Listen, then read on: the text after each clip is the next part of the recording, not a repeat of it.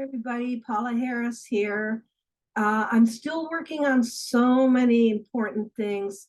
This subject matter is so interesting, and I have to have um, some knowledge of the whole entire spectrum of what's going on and what happened in the UFO field to pick certain areas that I'm really, really interested in.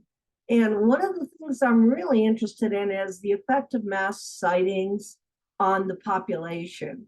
And so you might have heard, especially from my Patreon friends, and I want to encourage you to support me on Patreon because you get my master classes for free there, is that, there have been mass sightings that raise consciousness all over the planet.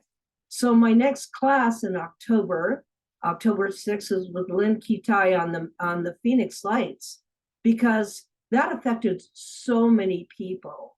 I just had a conversation about a sighting in Italy in 1956 over a soccer stadium where a UFO just was on top of the soccer stadium. All the people looked up, and in that particular case, we had physical traces. That's what Alan Hynek would call close encounters of the second kind, because angel hair fell from that particular craft. You can look up that mass sighting. So if everybody's playing soccer and the team stops and looks up, and everybody in the stadium stops and looks up, and the same thing happened in Bremen, Germany. I don't know the exact date, but it was in the 2000s. Then something is wanting to get our attention. Does that make sense to you? Also, when it comes to kids, the Rwanda case in Africa was a mass sighting because there were all these kids. It wasn't 2 or 3 kids. And in the Westall in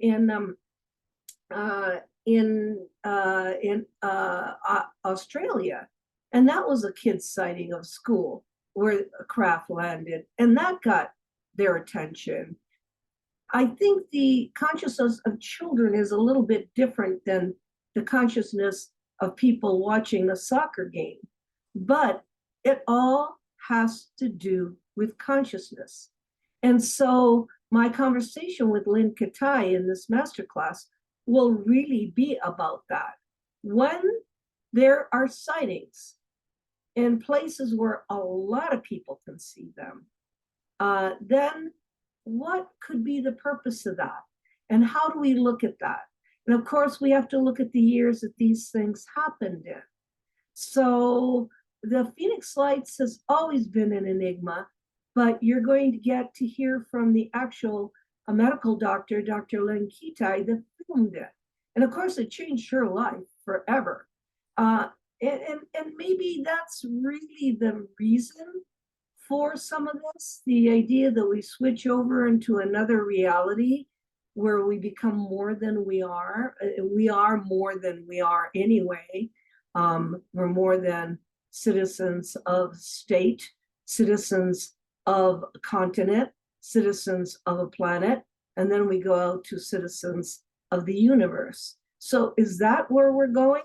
That's the big question. So join me on Patreon or join me on www.StarworksUSA to kind of look at this question. What do mass sightings accomplish? And why do we have them?